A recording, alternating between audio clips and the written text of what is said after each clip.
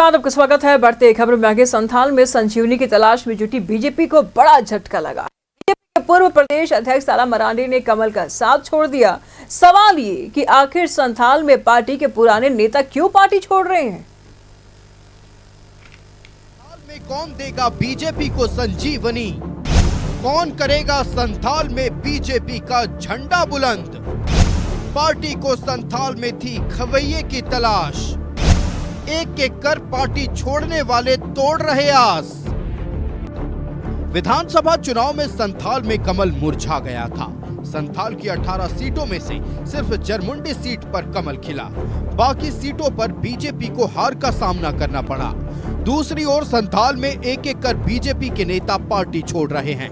विधानसभा चुनाव से ठीक पहले दुमका सीट से टिकट नहीं मिलने पर लुईस मरांडी ने बीजेपी छोड़ दी थी और अब पूर्व प्रदेश अध्यक्ष ताला मरांडी ने पार्टी को बाय बाय कर दिया।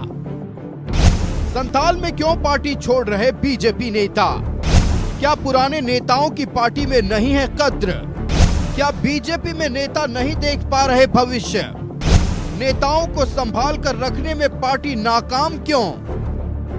चुनाव से पहले संथाल में कमल खिलाने की कोशिश में जुटी बीजेपी ने कई नेताओं को बीजेपी में शामिल कराया।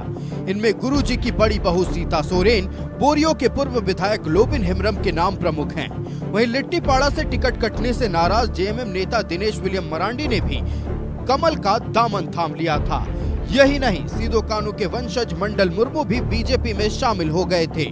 लेकिन विधानसभा चुनाव का नतीजा आया तो संथाल में जेएमएम और मजबूत होकर सामने आया। 18 में से रिकॉर्ड 11 सीटों पर जेएमएम ने विजयी पताका लहराया, जबकि 4 सीटों पर सहयोगी कांग्रेस और 2 सीटों पर आरजेडी ने जीत हासिल की। ऐसे में अब बीजेपी के सामने संथाल में पार्टी संगठन को फिर से मजबूत करने की बड़ी चुनौती है। लेकिन ताला मरांडी जैसे बड़े नेता के पार्टी छोड़ने से ये चुनौती और बड़ी हो गई है।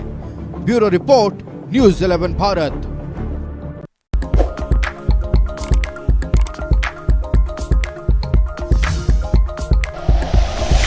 Like and share videos, subscribe करें हमारा चैनल और प्रेस करें बेल आइकॉन। न्यूज़ 11 भारत, सच है तो दिखेगा।